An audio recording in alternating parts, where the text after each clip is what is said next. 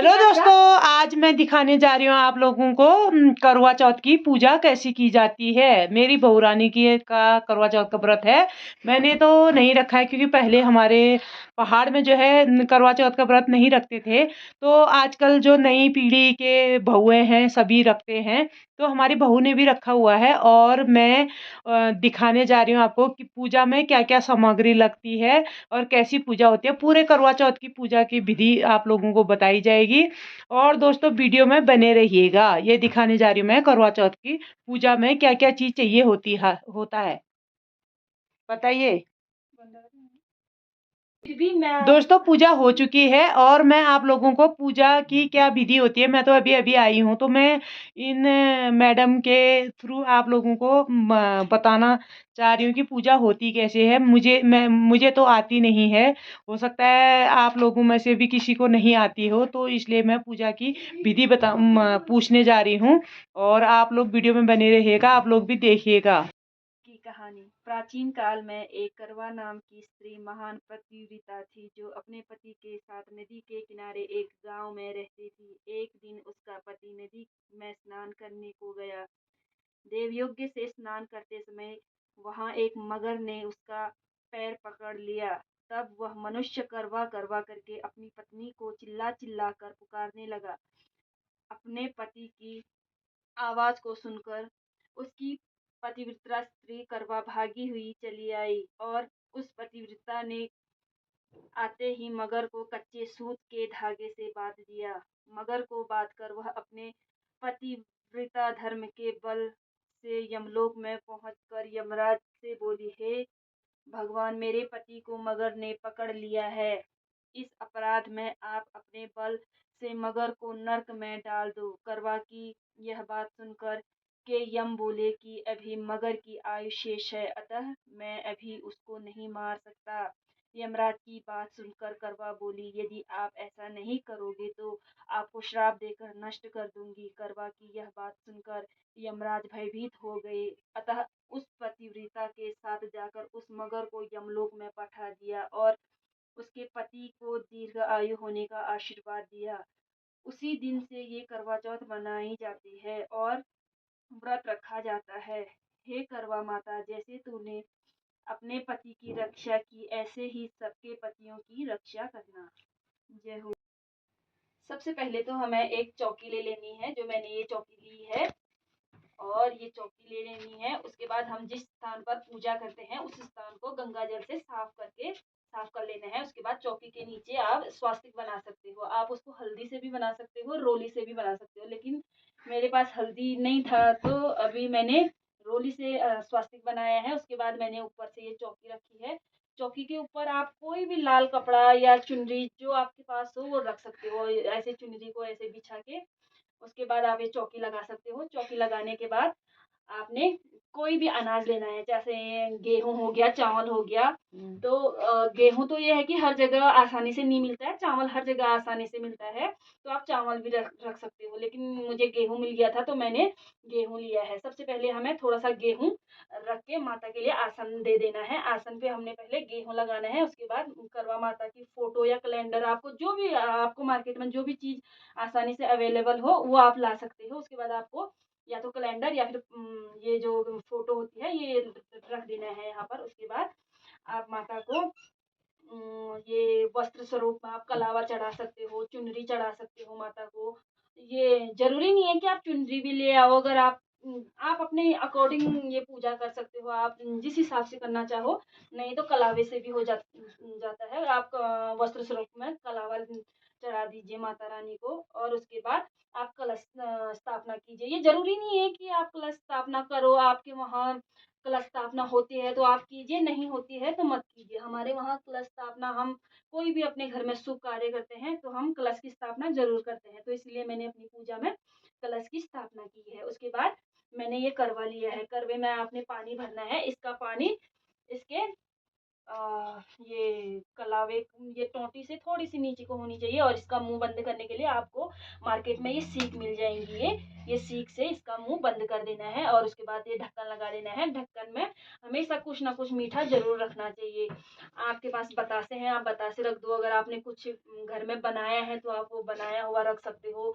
मिठाई रख सकते हो, वो आपकी मर्जी है, आप जो रखना चाहो वो रख सकते हो। और ये दूसरा मैंने जो ये मिट्टी का, वैसे तो ये चीनी का होता है, अब मेरे पास चीनी का नहीं था तो मैंने मिट्टी का ही लिया है। ये छोटा सा घड़ा टाइप का लिया है, और मैंने इसमें, मैं आपको दिखा दूं, मैंने इसमें मिठाई भरी हुई है। इसमें मीठी चीज़ें भरी जाती है, क्योंकि मेरे पास चीनी का नहीं था तो मैंने मार्केट से छोटा सा मिट्टी का पॉट लेके आई। मैंने इसमें मीठा भर दिया, और इसको भी मैंने ढक्कन से बंद करके इसके ऊपर भी मैंने कुछ मीठा रख दिया है, क्योंकि इसको बिना मीठे के नहीं छोड़ना है। आपको दोनों में कुछ ना कुछ ऊपर मीठा जरूर रखना है। उसके बाद आपने दिया, तो आप सबको पता ही है कि दिया जलेगा ही जलेगा। ये मीन दिया है, आप इस दिए को हिला नहीं सकते हो। आपको ये करवा माता के लिए ये दिया रखना है, और आप आरती के लिए दूसरा ले सकते हो। और उसके बाद आप मिठाई जो आपको पसंद हो आप ला सकते हो, मिठाई ला सकते हो। और आप जो पकवान बनाना चाहते हो, ये ज़रूरी नहीं है कि आप पकवान बनाओ, वो आप अपने हिसाब से कर सकते हो। वरना आप बतासे का भोग लगा सकते हो, कुछ फल हो गए, फलों का भोग लगा सकते हो।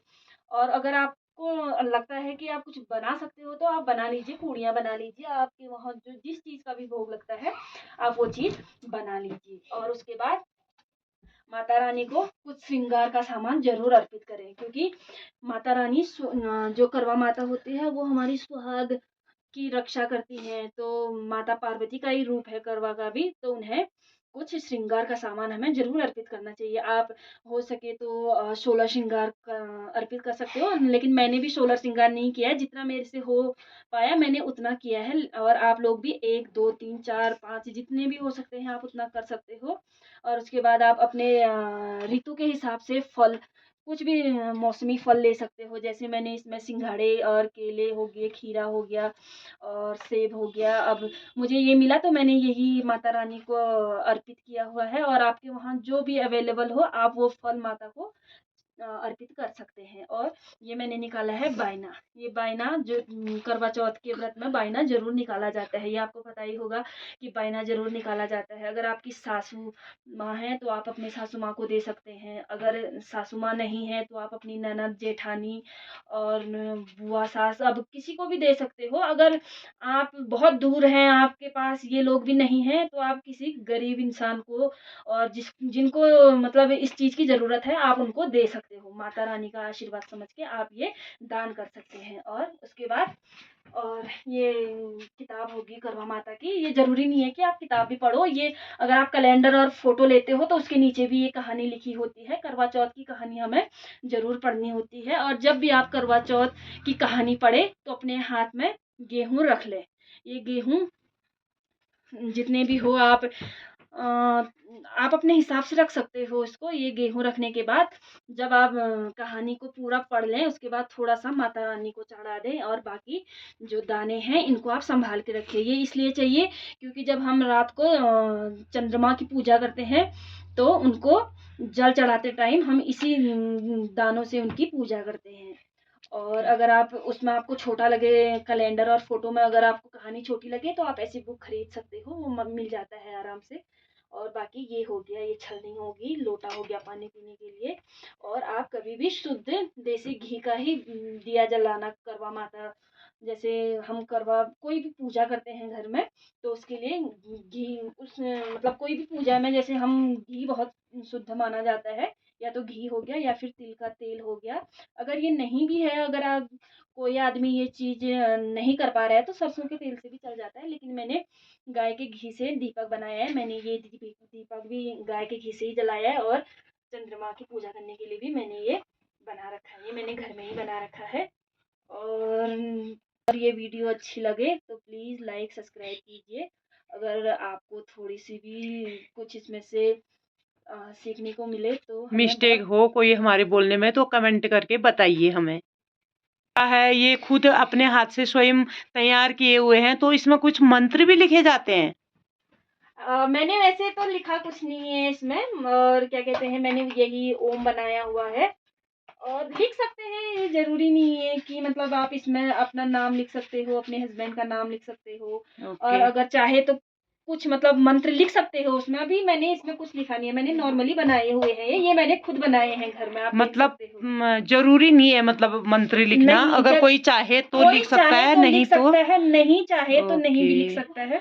वाओ! ये वेरी नाइस, बहुत ब्यूटीफुल लग ये रहे हैं। ये मैंने घर पे बनाए हैं सारे अपने हाथ से। बहुत ये लोटा बढ़िया। हो गया, ये मैं मार्केट से लेके आई थी। ये ओके। थाली भी मैंने कलर करके ये सारा मैंने बनाया तो है। मार्केट में तो मैंने सुना है कि बहुत महँगा मिलता है, तो आपने ये थाली खरीदी होगी उसमें कलर करके हाँ, स्वयं बनाया ये होगा, तो वैसे ये आप लोगों को सस्ता पड़ा होगा ये हाँ, वैसे। क्योंकि ये है, जैसे हम इसको मार्केट में पूछेंगे ये 700 से नीचे को नहीं मिलेगा। अब ये ओके। है जैसे हम इसको लाते हैं तो 250-300 पे हमें ये बर्तनें मिल जाते हैं। उसके बाद कलर और फिर अपना टाइम जो हुआ वो हम इस पे खर्च करके बना सकते ओके। हैं। तो आराम से जितना भी है हमारा 400-500 में बन जाता है। ओके। हाँ, ये है इसमें। Thank you.